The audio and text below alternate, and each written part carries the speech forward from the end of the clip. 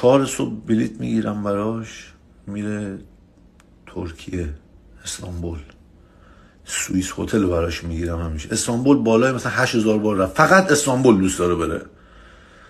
دبی بگم بیا برو، آلمان نه، فقط استانبول بره اونجا یه راکی بخوره و توی فقط هم منطقه آکسارای میره، یعنی کارتون خوابترین منطقه استانبول.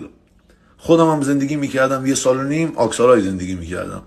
مثلا میگم قدیر باکرکوی است، کیرخرکوی است، یه جای قشنگتر برو. نه آکسارای یه 3-4 تا رفیق داره با همونا، 40 سال با همون هست. خب این باتری قدیر از وقتی که باتری گذاشت، باتری من در کار میندازه.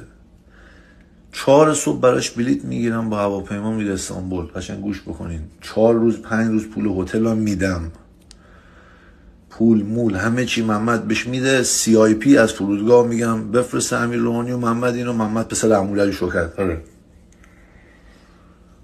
امروز مثلا 4 صبح میره، فردا 4 صبح چالوس خونه خوابه.